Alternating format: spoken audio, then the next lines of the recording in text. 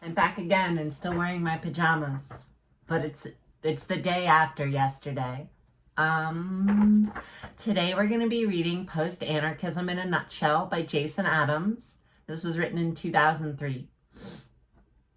In the past couple of years, there has been a growing interest in what some have begun calling post-anarchism for short, because it is used to describe a very diverse body of thought and because of its perhaps unwarranted temporal implications, even for those within this milieu. It is a term that is more often than not used with a great deal of reticence. But as a term, it is also one which refers to a wave of attempts to try to reinvent anarchism in light of major developments within contemporary radical theory and within the world at large, much of which ultimately began with the events of May 1968 in Paris, France, and the intellectual milieu out of which the insurrection emerged. Indeed, in the preface to Andrew Feenberg's recent book on the events, When Poetry Ruled the Streets, Douglas Kellner points out that post-structuralist theory, as it developed in France, was not really a rejection of that movement, as is sometimes thought, but for the most part was really a continuation of the new forms of thought, critique, and action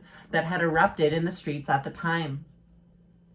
As he puts it, quote, "The passionate intensity and the spirit of critique in many versions of French postmodern theory is a continuation of the spirit of 1968 Baudrillard, Lyotard, Virilio, Derrida, Castoriadis, Foucault, Deleuze, Guattari, and other French theorists associated with postmodern theory were all participants in May 1968. They shared its revolutionary elan and radical aspirations, and they attempted to develop new modes of radical thought that carried on in a different historical conjecture the radicalism of the 1960s." Unquote. Thus, whether it is fully self-conscious of this fact or not, it is ultimately against this background that post-anarchism has recently emerged as an attempt to create a hybrid theory and practice out of the most compelling elements of early anarchist thought, as well as more recent critical theories that have emerged out of this in similar milieus around the world, thus reinvigorating the possibility of a politics whose primary slogan is, quote, "all power to the imagination," unquote, in our time. It should come as no surprise that this would eventually take place, since it is well known that anarchism was a major element of the events. This is evidenced not only in Raoul Vaneigham's statement that, quote, "from now on, no revolution will be worthy of the name if it does not involve, at the very least, the radical elimination of all hierarchy," unquote. But also in a remarkably resonant statement by Michel Foucault, a decade later, in which he stated that, quote, "where Soviet socialist power was in question, its opponents called it totalitarianism. Power in Western capitalism was denounced by Marxists as class domination, but the mechanics of power in themselves were never analyzed. This task could only begin after 1968. That is to say, on the basis of daily struggles at the grassroots level among those whose fight was located in the fine meshes of the web of power." It's from Gordon, 1980. These are just two of the most obvious examples of this legacy, but countless others like this could easily be dug up to make the case further, even if it might be countered that many of the participants were also largely influenced by existentialism, phenomenology, the Frankfurt School, and Western Marxism in general. It is undeniable that a strong anarchistic, anti-hierarchical ethic permeated the entire affair, just as it has the theorists who emerged out of it. Thus, it can clearly be seen how anarchism has, though perhaps indirectly, nevertheless been a major influence on many of these thinkers, all of whom produced the main body of their works in the aftermath of these events. Paul Virilio, for instance, has often directly expressed his affinity with anarchism, citing his participation as one major reason for this. Despite widespread delusions asserting the contrary, post-structuralists did not simply give up on insurrectionary and other social movements after May 68 either. Virilio's involvement, along with that of Foucault, Deleuze, and Guattari in the autonomia and free radio movements in Italy and France in the late 1970s, Foucault's engagement with queer liberation and prison abolition movements in the 1980s, Luce Irigaray and Judith Butler's connection with third wave feminism in the 1990s, and Derrida and Agamben's work with the Sans Papiers No Borders movement, as well as Hart and Negri's extensive ties with the anti-globalization movement of the past several years, should alone be more than enough evidence to destroy that myth.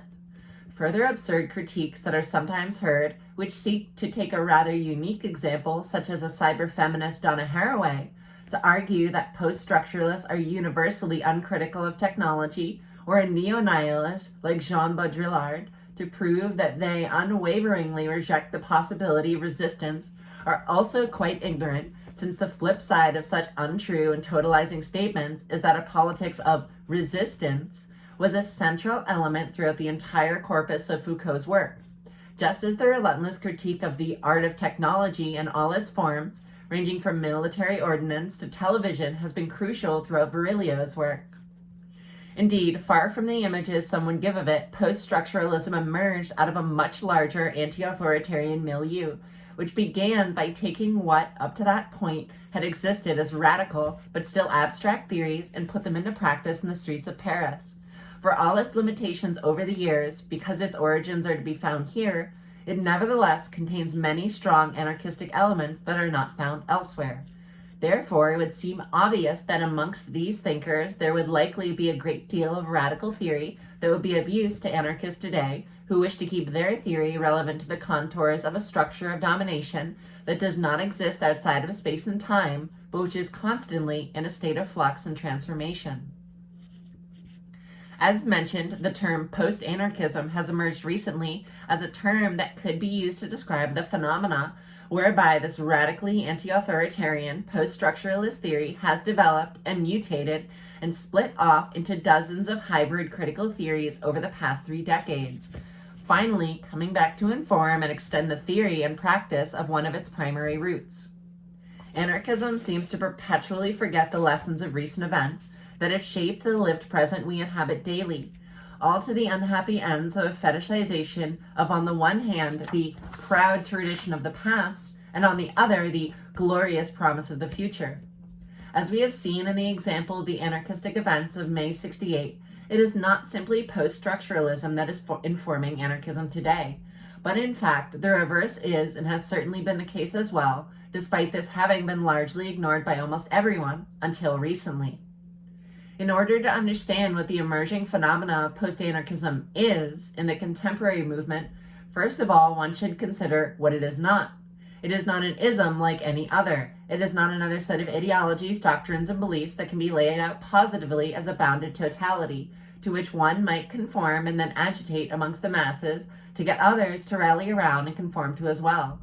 like some odd ideological flag. Instead, this profoundly negationary term refers to a broad and heterogeneous array of anarchist theories and practices that have been rendered homeless by the rhetoric and practice of the more closed and ideological anarchism, such as anarchist syndicalism, anarchist communism, and anarchist platformism, as well as their contemporary descendants, all of which tend to reduce some form of class reductionism, state reductionism, or liberal democracy in a slightly more anarchistic form, thus ignoring the many lessons brought to us in the wake of the recent past. Post-anarchism today, found not only in the abstract radical theory, but also in the living practice of such groups as the No Border movements, People's Global Action, the Zapatistas, the Autonomen, and other such groups that, while clearly anti-authoritarian in orientation, do not explicitly identify with anarchism as an ideological tradition, so much as they identify with its general spirit and their own unique and varying contexts, which are typically informed by a wide array of both contemporary and classical radical thinkers. It's interesting this writer mentions the Zapatistas because I feel like I've heard more criticism that Zapatistas have more state facets than they do any kind of post-anarchism. But I haven't read that deep into it. Just me reading Reddit comments. Interestingly enough, all of this is to a surprising degree quite in line with the very origin of the term in Highcombe Bay's 1987 essay, Post-Anarchism Anarchy. In this essay, he argues that the thing that is keeping anarchism from becoming truly relevant to the truly excluded of society, which is also the thing driving so many truly anti-authoritarian people away from anarchism, is that it has become so caught up in its own tightly bordered ideologies and sects that it has ultimately mistaken the various doctrines and traditions of anarchism for the lived experience of anarchy itself. Between the dichotomous prison of a tragic past and impossible future, he says that anarchism has become an ideological doctrine to be adhered to rather than as a living theory with which to gum up the decentered works of the post-industrial society of control. All of this resulting in the universal foregoing of any real politics of the present, a point also made by Raoul Vaneigem in May 68, but in regards to society in general. But he goes on to emphasize the various ideological anarchism's lack of attention to real desires and needs as being as reprehensible as their reticence in the face of more recent radical theory. Those challenging thoughts and ideas that might appear to be risky or uncomfortable at first glance, especially to an anarchism increasingly comfortable in its form, not unlike the post-industrial temp worker who at the end of the day plops down into a lazy boy and stays there out of sheer exhaustion. If we were to resist this temptation and open anarchism up to an engagement of this sort, he argues, quote, we could pick up the struggle where it was dropped by situationism in 68 and autonomia in the 70s and carry it to the next stage, unquote. Far beyond where the grassroots radicals, anarchists, existentialists, heterodox Marxists, and post-structuralists have ever taken it in the past. I don't know, I feel like in the last 20 years I've read plenty of things that propose post-leftism as like the true anarchy and have these same kind of facets of just like redrawing real anarchism with different lines. But that's also fuckers on the internet, so what do they know? What do they know?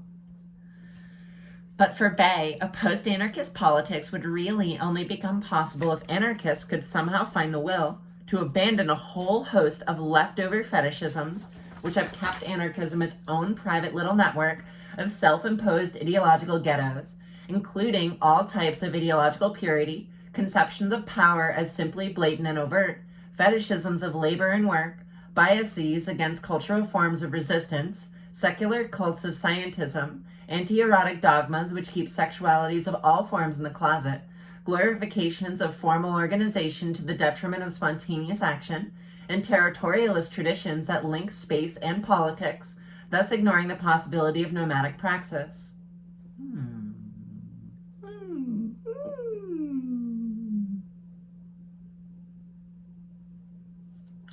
14 years later, after some important foundational work by radical theorists such as Andrew Koch and Todd May, this schematic formulation of post-anarchism reappeared under the same sign, but in a rather different and more fleshed out concept developed by the Australian political theorist Saul Newman in his book From Bakunin to Lacan, Anti-Authoritarianism and the Dislocation of Power, unquote. Here, the term refers to a theoretical move beyond classical anarchism into a hybrid theory consisting of a synthesis with particular concepts and ideas from post-structuralist theory, such as post-humanism and anti-essentialism.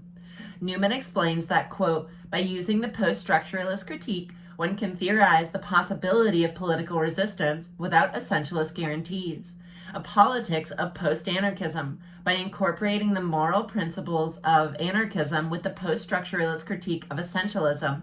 It may be possible to arrive at an ethically workable, politically valid, and genuinely democratic notion of resistance to domination. Foucault's rejection of the essential difference between madness and reason, Deleuze and Guattari's attack on Oedipal representation and state-centered thought, Derrida's questioning of philosophy's assumption about the importance of speech over writing are all examples of this fundamental critique of authority, unquote. As implied in Hagem Bey's conception of post-anarchism, here too it is obvious how the anti-authoritarianism, which Newman sees running through post-structuralist theory, would have emerged originally in the world historic social movements at the end of the 1960s. In the process, the radical anti-authoritarian spirit of anarchism, as one of the primary elements of this milieu, mutated into 1,000 different mini-viruses, infecting all of these critical theories in many different ways that are only now really being rediscovered. Yet although he is critical of the essentialism which he sees as endemic within the thought of canonical anarchists like Kropotkin and Bakunin, Newman's conception of post-anarchism does not reject all early anarchist thought. His embrace of Stirner's egoism as the most important precursor to a politics of this sort illustrates this quite clearly. Finally, it should be noted that it is precisely in this sense that Newman's conception is actually quite similar to the post-Marxism of Ernest Laclau and Chantal Mouffe? Mouffe? Mouffe. In that while it is post-anarchist, it is also post-anarchist. In that it is by no means a total rejection of early anarchisms, but rather a step beyond the limits defined for them by the Enlightenment thought, which had not yet really been subjected to a great deal of critique, while simultaneously embracing the best elements produced by that same revolution in human consciousness, including such obvious aspects as the ability of people to govern themselves directly without a sovereign lording over them, the viral strains of a mutant post-structuralism suddenly reappearing in a new form after a long and nomadic exile. Since the publication of Newman's book in 2001, there have been several attempts to articulate a conception of post-anarchism that would bring on board many of the specific ideas regarding the anarchistic elements of radical post-structuralist thought, yet which would also bring it back out of the halls of academia and into broader, more diverse, and more flammable environments, much as Bay had originally described his conception of the term in 1987. Earlier this year, I started a listserv and website by the name of Postanarchism, which was intended to do just that. I advertised its existence on indie media websites all over the world, on InfoShop's bulletins, and on multiple radical activists and anarchist listservs, all of which drew hundreds of anarchist activists and intellectuals, most commonly attracting those who somehow find a way to be all three simultaneously. Since that time, there has emerged an increasingly dynamic discussion, which has ranged from the activist topic of social movements like the No Borders movement, which has taken on board the ideas of critical theorists like Giorgio Agamben, Michael Hart, Antonio Negri, and Jacques Derrida, to the more strictly intellectual questions of the extent to which early anarchist thinkers such as Bakunin and Kropotkin were essentialist in their conceptions of the human subject, to the more explicitly anarchist discussions of what tendencies in contemporary anarchism, such as insurrectionary anarchism, social ecology, or anarchist feminism, might be the most relevant in the contemporary world order. There is now even talk of a post-anarchism anthology, which would collect the dozens of essays that have been circulating around the internet and bring them all together in one place. So far, the anthology will likely include such interesting proposals as one by the former Black Panther member Ashanti Alston on the outlines of what he conceives as a post-structuralist African anarchism, combining the thoughts of Wole Soyinka, Sam Mba, Todd May, and Saul Newman, as well as another by Jesse Cohn and Sean Wilbur, which would critique Newman's conception of post-anarchism, arguing that even Bakunin and Kropotkin were far less essentialist and far more critical of scientism than he generally allows. As can easily be discerned by examining this trajectory, the results of this listserv, website, and ensuing anthology is that not only has the discussion and the definition of post-anarchism now become a hybrid of Bayes and Newman's conceptions of the term, but it has also become that of dozens of others who have been writing about the intersections between anarchism, post-structuralism, and other critical theories since at least the early 1990s, with a pace and dynamism that has been steadily increasing on into its crescendo in the present moment. In this often unknowingly simultaneous endeavor, anarchists from all kinds of backgrounds with all kinds of ideas have sought to make contemporary anarchisms relevant to them in their own unique positions, often going beyond post-structuralism itself, borrowing liberally from the best of contemporary radical theory, including phenomenology, critical theory, situationalism, post-colonialism, autonomism, postmodernism, existentialism, post-feminism, and Zapatismo, among others. Andrew Coe, for instance, argues that post-feminists such as Helene Cixous, Luce Irigaray, and Julia Kristeva have a great deal to teach contemporary anarchists about the authoritarian elements of patriarchal foundationism. Ricardo Dominguez uncovers poetic revelations in the links between Zapatista strategies of decentered net war and you lose Guattarian rhizomatic forms of resistance to the state form, neither of which reminds us need be plugged in to be effective. Thus, it should be clear from all of this that other than opposition to all forms of domination, the only thing all these theorists share is an extreme lack of consensus over what it means to combine anarchism with these extremely divergent philosophies. In fact, while some have used it as an excuse to wholeheartedly write off earlier tendencies such as anarchist syndicalism, ironically, some of the main theorists touted as exemplary by such post-anarchists, including Paul Virilio, Michael Hart, and Antonio Negri, have all flirted with versions of that exact tradition in various parts of their work, even using terms like general strike, anarcho-syndicalist, and one big union, all in the positive. What this means then is that radical theory, just like the world in which it has emerged, is always in a perpetual state of flux, a nomadism that never settles down, never completely hardens into one particular shape, and which in the past eternally returns in new, unexpected ways in the present. Many post-structuralist intellectuals, for instance, having been announced as increasingly apolitical and obscurantinist. What? Like I think that means like their work is so obscure and hard to read, it's fucking useless.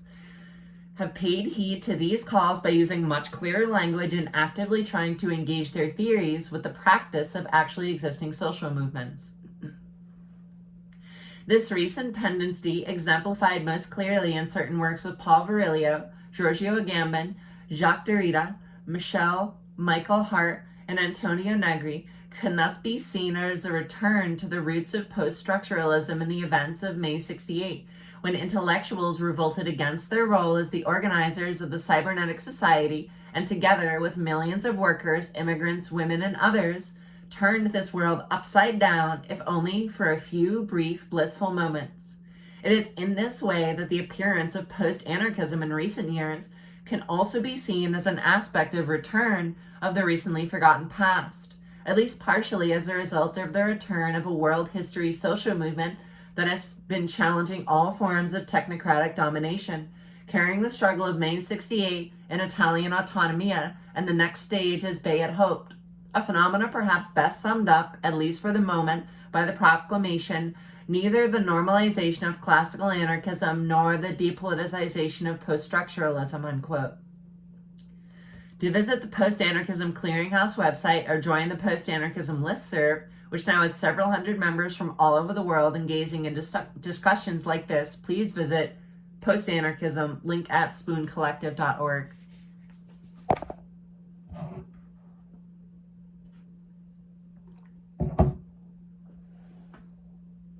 Okay, look.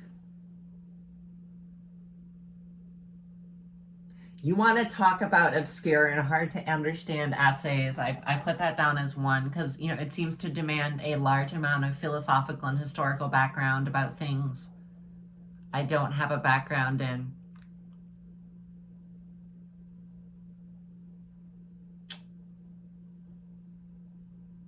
There were very few moments in that essay where I felt like I really understood what was being talked about. I mean, I get the broad shape of things, but I feel like the specificity of it was completely lost on me due to the fact that I don't know what the fuck post-structuralism is.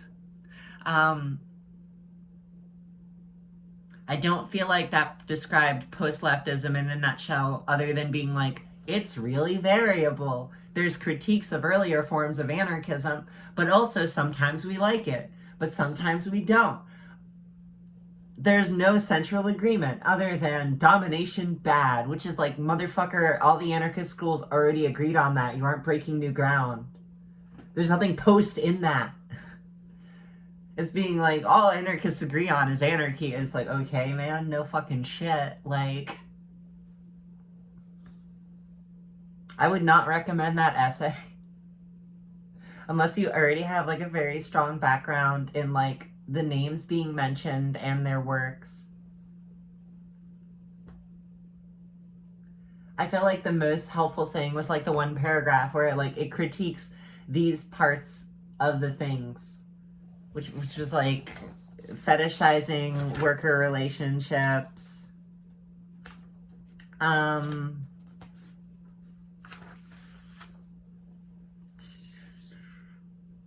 All types of ideological purity, conceptions of power as simply blatant and overt, fetishisms of labor and work, biases against cultural forms of resistance, secular cults of scientism, anti-erotic dogmas, glorifications of formal organization, and ignoring nomadic praxis. Like, yeah, that was probably like literally the most clear few sentences to actually explain what post-leftism constitutes, even in a vague way. But I feel like you can just internalize those criticisms without actually abandoning anarchist communism or syndicalism or like any of the other classical anarchism schools. You don't have to abandon the thing because it has some issues. You can just make it better. You know? Maybe that's just me. Anyway, tomorrow we'll read stuff about veganism and anti-colonialism. Have a good one. Don't go outside, or do. I'm not your mom.